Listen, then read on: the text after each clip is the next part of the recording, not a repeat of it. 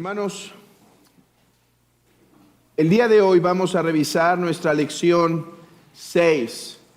Lección 6 de este breve curso que hemos titulado Nueva Liturgia. Nueva Liturgia. Ya vamos en la lección 6. Ya vimos, por ejemplo, ¿por qué una nueva liturgia? La importancia de la liturgia en la iglesia. Ya vimos lo que se llama el principio dialógico de la adoración, ese principio que vemos en las Escrituras de llamado de Dios, respuesta del pueblo. Ya vimos también la importancia de la convocación, de este llamamiento, la convocación y la bendición. Estos son algunos temas, así como el tema del amén congregacional, la importancia de crecer en nuestro amén congregacional. Si hubiéramos acabado este curso de la nueva liturgia antes, hubiéramos estado un poco mejor capacitados para responder el domingo pasado a lo que el doctor Craig Carter quería hacer con nosotros, ¿no es cierto? Lo intentó varias veces y finalmente salió, así que él ya hizo el entrenamiento que nos tocaba. El día de hoy, en esta lección 6, vamos a hablar sobre la absolución pública. La absolución pública. Después de esta lección me quedan aproximadamente tres más, máximo 4, y entonces empezaríamos a implementar esto. La última lección la voy a enfocar en preguntas que he podido rescatar de diferentes hermanos que me han parecido muy buenas y que resolverlas en público creo que traería algún beneficio. Después de esta lección me queda hablar del tema de las ofrendas, aunque nosotros no lo tenemos como un elemento del culto, nuestra adoración, tenemos que crecer en nuestro entendimiento de por qué es un acto de adoración. Después voy a hablar de quién debe dirigir el culto y los elementos de la adoración. Todos los elementos, desde el principio al fin, ¿qué requieren las Escrituras?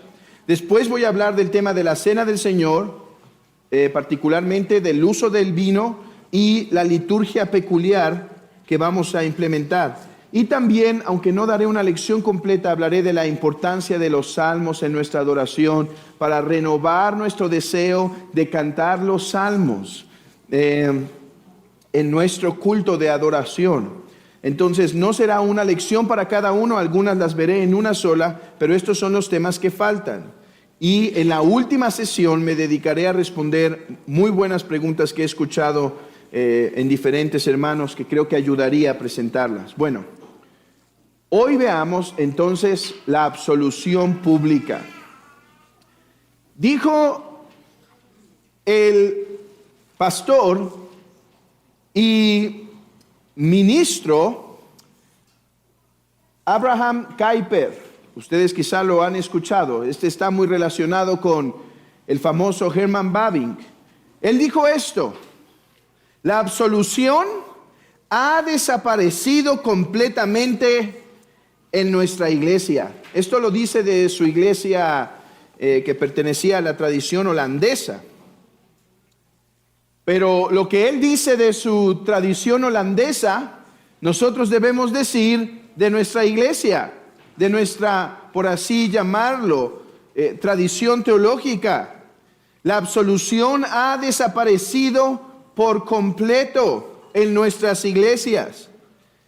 De tal manera ha desaparecido la absolución pública que cuando se intenta recobrar esta antigua y bíblica práctica, la acusación inmediata es que somos papistas, clericales o ritualistas. Esto es muy interesante, que la iglesia que intenta recobrar la absolución pública sea acusado de esto, porque los protestantes tales como Calvino, Zwinglio, Knox, Olivianos, Cranmer, entre otros muchos teólogos, mantuvieron en sus liturgias la práctica de la absolución pública. Es cierto,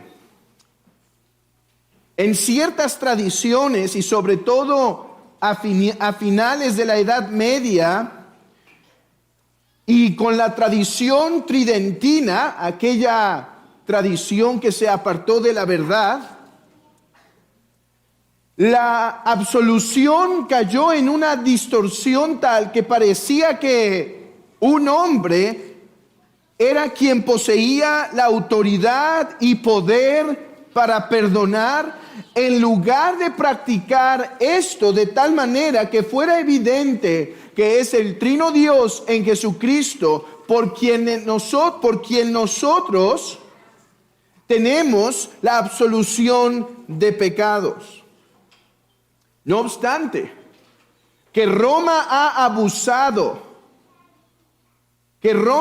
abusado y mal practicado la absolución, no debe ser razón para nosotros ignorarla, rechazarla. Es un gran peligro cuando una iglesia simplemente se caracteriza por no hacer todo lo que los demás movimientos errados hace. No, la iglesia debe mantener el depósito de las Escrituras como fue entendido y creído por la iglesia, quitándolo y limpiándolo del error. Y si alguien practica algo semejante a nosotros y lo hace mal, que ellos lo hagan mal, nosotros hagámoslo bien. Dice un autor, aunque la práctica de que un ministro declare a una congregación que sus pecados han sido perdonados puede resultar desconocida para muchas iglesias reformadas de hoy en día, esto, la absolución, no es nada nuevo, dice él. Lo que es una práctica novedosa, históricamente hablando, es la ausencia de la declaración pública del perdón en el culto. Dice, si algo es novedoso, no es la iglesia que practica la absolución, sino la iglesia que no la practica. La historia del culto reformado lo demuestra, como veremos, como él lo demuestra en su artículo, un excelente artículo, se llama Las llaves perdidas, por Daniel Hyde. Daniel, como suena, y Hyde, H-Y-D de dedo, E. Y él dice, las liturgias reformadas del siglo XVI en el continente, en Estrasburgo y en Heidelberg y al oeste, al otro lado del Canal de la Mancha, en la iglesia de Inglaterra, incluían la absolución o como se suele llamar, la declaración de perdón. Hermanos, por lo tanto, en esta lección me propongo explicar qué es la absolución de pecados y por qué es bíblica practicarla en la iglesia y cómo esta va a enriquecer nuestra liturgia, cómo esta va a llenar de más y más verdad nuestra liturgia para ser edificados de principio a fin, no solo con el sermón, que oramos constantemente para que sean de edificación, sino con el llamamiento, con la lectura de la ley, con la absolución de pecados, con la recepción de la Santa Cena y demás, haciendo para la iglesia dando a la iglesia no solo un bocadillo de deleite, sino un manjar a través de todo el servicio. Ok, comencemos con una definición. ¿A qué nos referimos por absolución? Déjenme usar las palabras de un autor llamado Cruz, el cual define la absolución todavía con este tono de lamento. Este es un excelente libro. Ahora no recuerdo el nombre completo del libro. Creo que se llama Entonces, ¿por qué adoramos? O Entonces, ¿cómo adoramos? Publicado por la editorial reformada, Herencia Reformada, la editorial del Dr. Joe Beeke. Y este libro ha sido muy útil para los puntos que he expuesto aquí. Vean cómo tanto el lamento como la definición en este párrafo. Dice: muchas iglesias protestantes han abandonado esta parte del servicio. ¿Cuál? Esta parte que consta generalmente de 3 componentes principales: lectura de la ley de Dios, confesión de pecado y declaración de perdón. Nosotros, a través de este elemento, aprendemos, dice él, aprendemos que Dios semana tras semana da muerte al viejo yo del pecado a través de la ley y da vida y sostiene una nueva creación en Cristo a través de la proclamación del Evangelio. Así que, ¿qué es la absolución en el culto de la iglesia?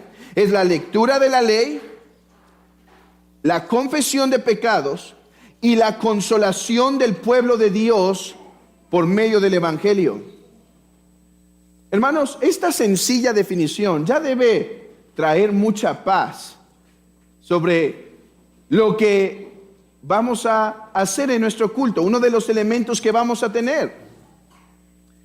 Es la lectura de la ley,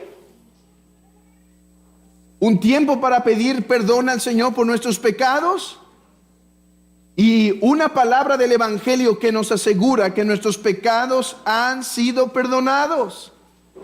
Mis hermanos, esto va a ser un elemento especial en nuestro culto matutino y vespertino, pero esto es algo que ya en gran manera se está haciendo.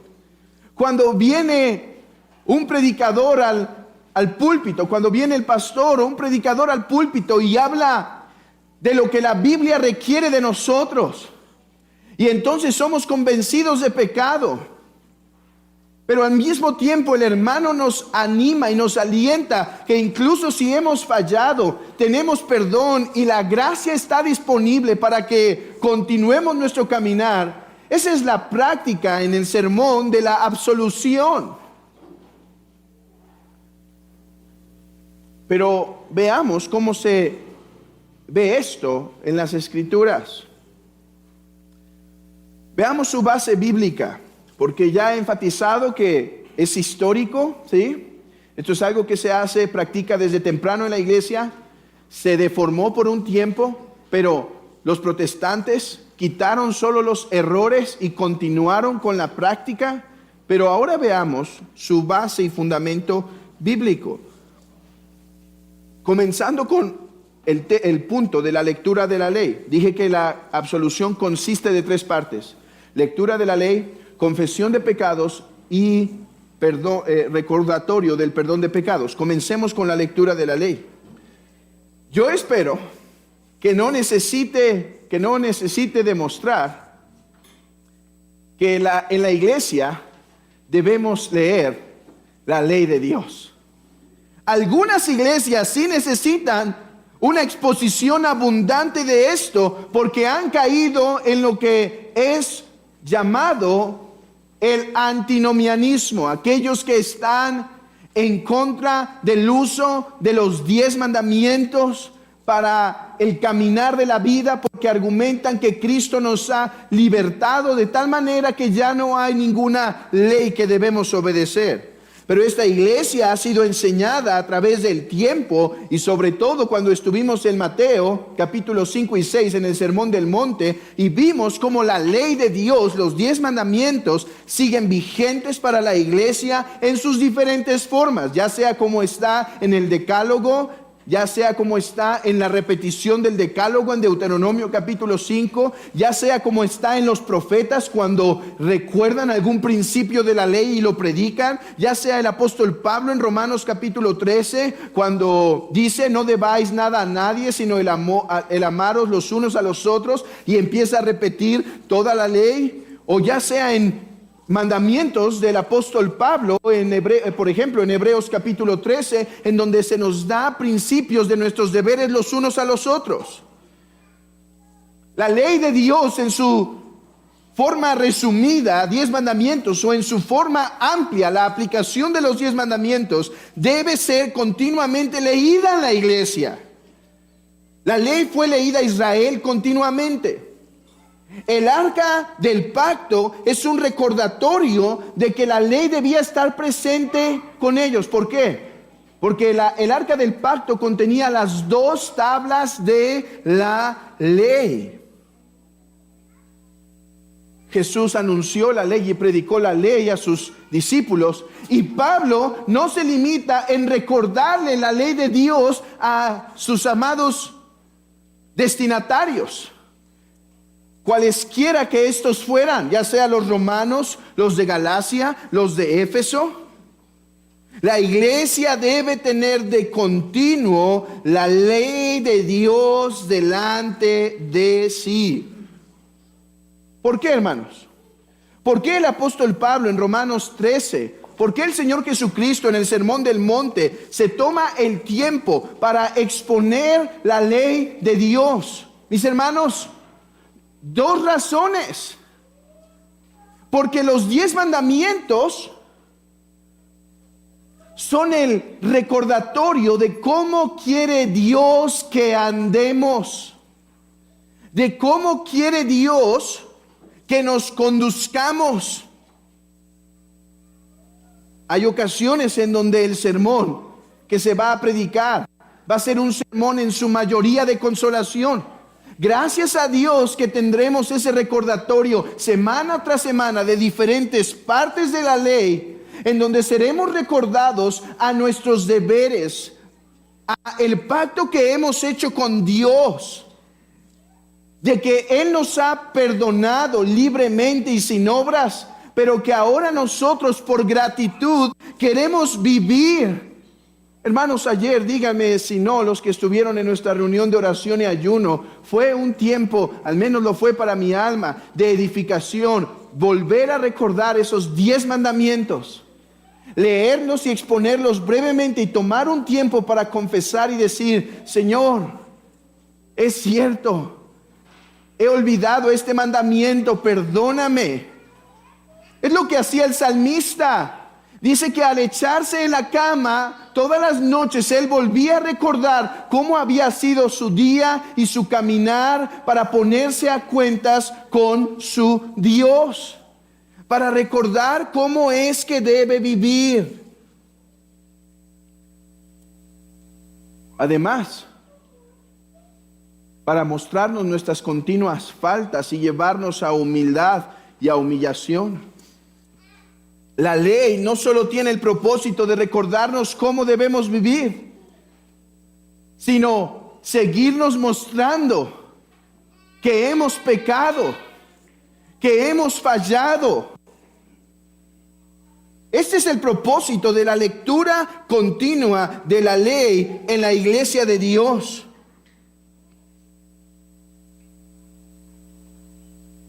¿Para qué? En segundo lugar, para confesar nuestros pecados. Abran sus Biblias en Nehemías.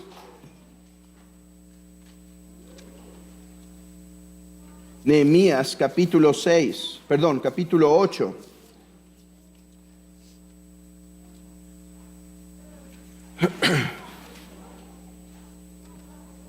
Versículos 5 al 9. Una vez que la ley es expuesta, el corazón debe estar humillado. Nehemías 8, 5 al 9. Dice: abrió pues Esdras el libro a los ojos de todo el pueblo, porque estaba más alto que todo el pueblo, y cuando lo abrió, todo el pueblo estuvo atento. Bendijo entonces Esdras a Jehová, Dios grande, y todo el pueblo respondió: amén, amén, alzando sus manos, y se humillaron y adoraron a Jehová, inclinándose a tierra. Y los levitas, Jesúa, Bani, Serebías, Jamín, Acub, Sabetai, Odías, Maasías, Kelita, Azarías, Josabed, Anán y Pelaín, hacían entender al pueblo la ley, y el pueblo estaba atento en su lugar. Y leían en el libro de la ley de Dios claramente, y ponían el sentido de modo que entendiesen la lectura.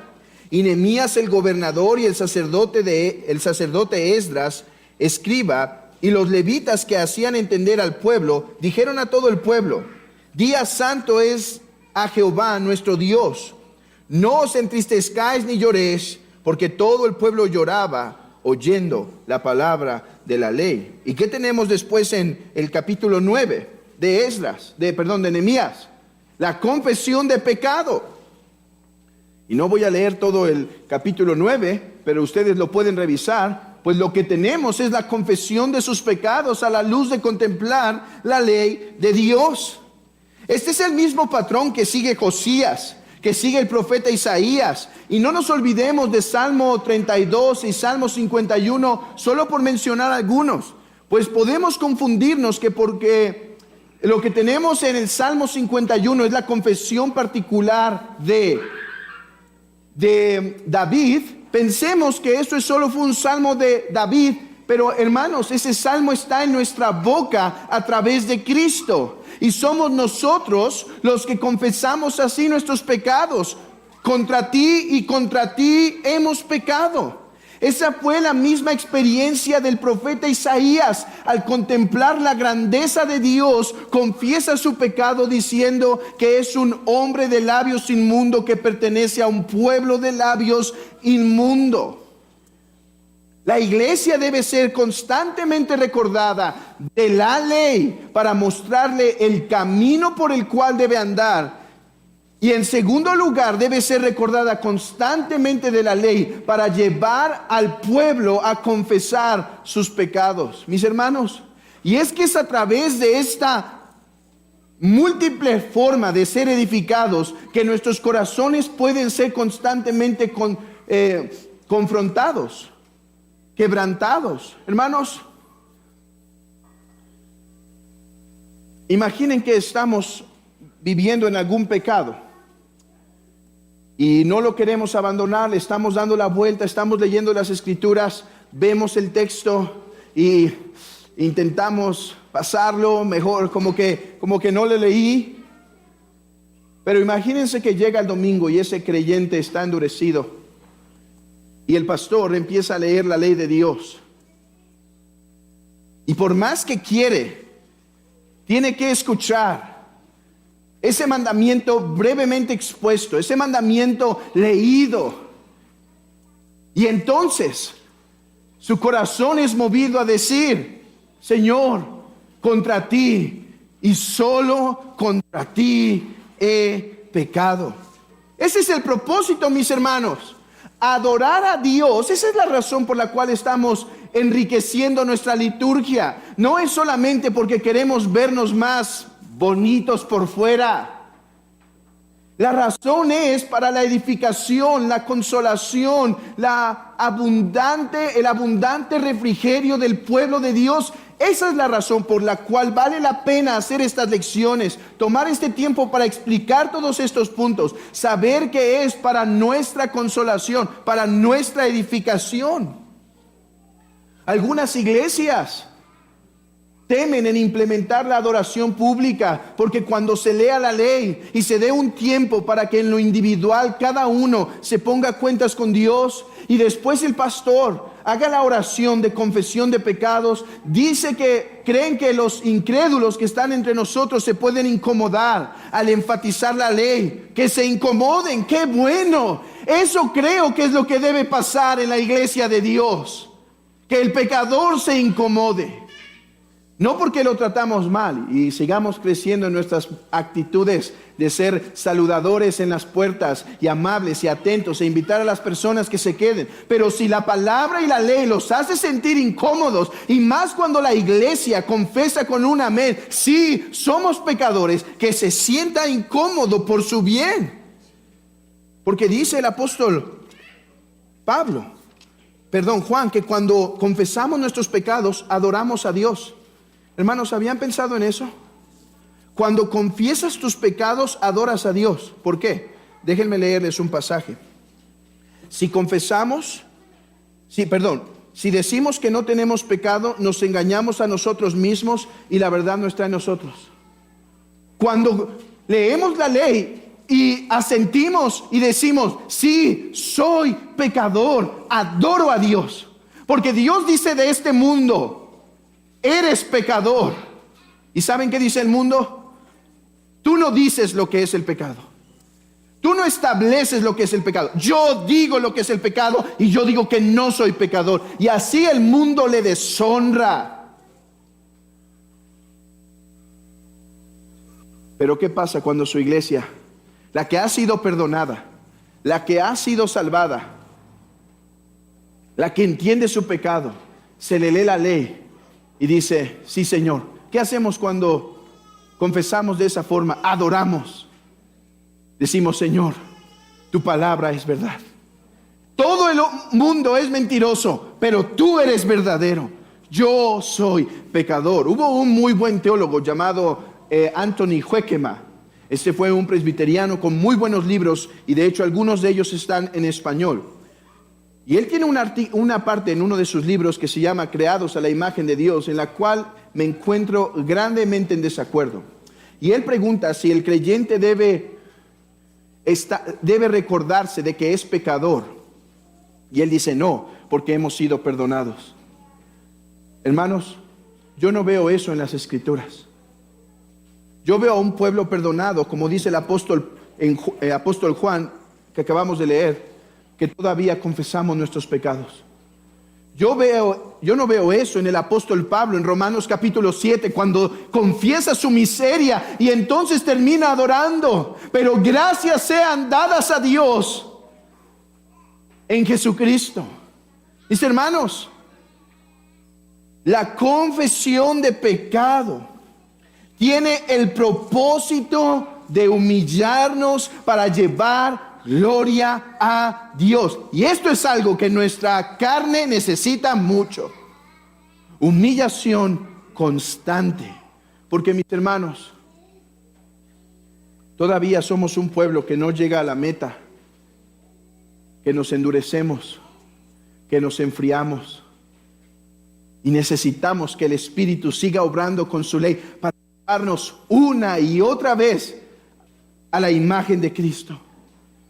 Se necesita que ese barro sea golpeado una y otra vez, y se eche agua y una vez más se endurece y otra vez la ley viene hasta que podamos ser totalmente moldeados a la imagen de Cristo. Es interesante que una de las liturgias más antiguas que tenemos, que se llama la Didaché, la cual ustedes no desconocen del todo, pues hemos hablado de esta en diferentes ocasiones. La Didaché fue aquel escrito de los discípulos tempranos que no pasa del siglo II en el tiempo que fue escrita. Y vean esto, este artículo, este documento que pueden encontrar fácilmente en internet, y es muy corto, de manera que lo pueden leer fácilmente. En el artículo 14 dice lo siguiente, está describiendo la liturgia, cómo se debe practicar la Santa Cena, cómo se debe hacer el bautizo. Es ahí en donde viene la idea que se debe encontrar agua corriente, o sea, agua que fluye. Y si no se encuentra agua que fluye, entonces debe buscarse agua suficiente para hacer la inmersión. Y si no hay agua, bueno, que agarren aunque sea un poco de agua y lo intenten y lo mojen al menos 3 veces. Es de ahí ese manual del que estoy hablando. Y vean lo que dice en el artículo 14: en las reuniones confesarás tus pecados y no te acercarás a la oración con mala conciencia. Este es el camino de la vida. Qué apropiado. Qué apropiado es entonces que después de la convocación donde Dios nos ha llamado, nosotros hemos respondido diciendo que estamos dispuestos a atender y hemos sido confirmados con su gracia. Tomemos un tiempo para leer la ley, confesar nuestros pecados antes de acercarnos al lugar santísimo a adorar. Y qué apropiado entonces es tener esta práctica, no solo al inicio de nuestra adoración, pero cuando nos acercamos a esa santa cena, cuando vamos a entrar al lugar santísimo, en donde los besos de su boca se vuelven el deleite de su iglesia. Qué sano es tomar un tiempo para meditar, para contemplar, si no estamos guardando pecados. Qué apropiada será esa lectura de los unos de los otros, para llevar nuestro corazón al arrepentimiento y tomar la santa cena correctamente. Qué apropiado será esa lectura de la ley cuando viene a decirnos que no odiemos en el corazón, que no mintamos y nos lleve a confesión de pecado. Pero por último, la iglesia debe tener la ley de Dios leída constantemente, un tiempo para confesar sus pecados. Y en tercer lugar, la absolución de sus pecados. Hermanos, hasta ahí tenemos la ley. Pero la iglesia no solo necesita la ley, sino el evangelio. Una vez que la ley es leída y hemos confesado nuestros pecados en privado y en oración, confesamos nuestros pecados en privado, cada uno en una oración, y después el pastor, en voz del pueblo, reconoce que hemos pecado. Después de eso, qué apropiado es traer una palabra de consuelo a la iglesia y decir: tus pecados han sido perdonados. ¿No fue lo que hizo el Señor Jesucristo con el apóstol Pedro? Pedro, vas a caer. Cae y se presenta ante él para confrontarlo de su maldad. Pero después le llama y dice: apacienta mis ovejas. Imaginen esto. Déjenme dar una ilustración para tener algo de idea de lo que ocurre el domingo. Hay unas puertas enormes, y en esas puertas una luz gloriosa sale del medio. Las puertas están revestidas de un marco de oro que dice: santidad a Jehová, semejante a las diademillas que usaban los sacerdotes en el antiguo pacto. Y una voz de esa luz resplandeciente se escucha y dice: ven, adora. Su pueblo se levanta y dice: mi Señor, esta invitación hemos esperado, adoraremos. Pero entonces, al contemplar la santidad que brilla de esa luz, al contemplar que la santidad es lo que reina en la casa de Jehová, y verse a sí mismo su pueblo, y ver que hemos fallado, hermanos, y ver que hemos mantenido ídolos cuando pensábamos que no los teníamos, que hemos usado su nombre en vano, que no hemos guardado su ley, ni su santo día, que hemos deshonrado a los padres y a las autoridades, que hemos odiado y matado con el corazón, que hemos adulterado con esas miradas perversas y lujuriosas, que hemos codiciado, que hemos mentido. Entonces el hombre que iba dispuesto a adorar a la luz de esa invitación se detiene y dice: Señor, pero contra ti he pecado. Y parece entonces que el hombre ya no tiene más fuerza para levantarse, ya no tiene más motivos para entrar, pues ha pecado. Pero entonces de esa misma luz gloriosa se escucha: tus pecados han sido perdonados. ¿No es lo que hace el apóstol Pablo en Romanos capítulo 7, donde confiesa su gran maldad.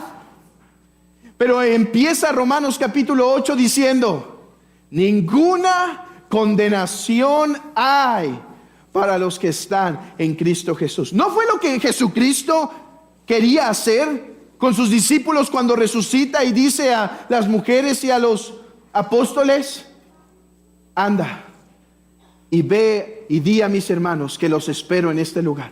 Diles que he resucitado, diles que sus pecados han sido perdonados. ¿No es lo que dice el profeta Isaías en Isaías capítulo 40? Cuando después de acusarlos una y otra vez de gran maldad y llamarlos a arrepentimiento, en el capítulo 40, ese capítulo que sirve como quiebre, dice: consolad, consolad a mi pueblo, decidle que sus pecados ya han sido perdonados. Y entonces el pueblo es vigorizado para adorar. Qué glorioso, qué formativo, qué edificante, qué constructivo es tener esta parte de la liturgia, esta absolución. Esto es, querido hermano, el Evangelio, no solo en el sermón, pero en nuestra liturgia completa. No solo necesitamos Evangelio en el sermón, sino en cada parte. El Evangelio debe moldearlo todo. Por eso dice nuevamente este autor que he citado, Cruz. Él dice, una vez más, tenemos que guardarnos de pensar que leer la ley, confesar nuestros pecados y oír hablar de nuestro perdón son más que ejercicios monótonos y rutinarios de un domingo cualquiera. La adoración no se limita únicamente a los cantos. No es solo cuando oímos a alguien predicar, es desde el llamado a la adoración hasta la bendición. Por lo tanto, tenemos que ser conscientes de lo que está sucediendo en esta porción purificadora del servicio. Dios nos ha dado su ley, nos ha revelado cuán horriblemente lo hemos quebrantado, y luego en gracia declara que no tenemos nada que temer, aunque seamos pecadores horribles. Es asombroso, no tiene ningún sentido, pero así es la gracia. Ahora pues ninguna condenación hay para los que están en Cristo Jesús. Recuerden, la liturgia es formativa, forma nuestras almas. La constante práctica de esta y tener una liturgia saturada de ley y el Evangelio forma nuestras vidas y nuestro caminar. Además, tener esto nos instruirá, capacitará y protegerá a la iglesia, pues la distinción de la ley y el Evangelio constantemente repetida será un salvavidas para cualquier error que se quiera infiltrar. Cuando venga alguien y diga: no, ya no hables de ley y evangelio, solo evangelio. No, ya no hables de puro evangelio, ya no hables de evangelio, pura ley. La iglesia estará equipada suficientemente para decir: ese sonido no suena a un sonido ortodoxo. Somos recordados de la ley, que somos pecadores y cómo debemos andar. Somos movidos a confesar y después somos recordados que el Padre nos ha dado el perdón en el Hijo, que Jesucristo sufrió nuestras maldades y que el Espíritu usa esa cruz para consolar nuestros pecados. Que nadie se equivoque.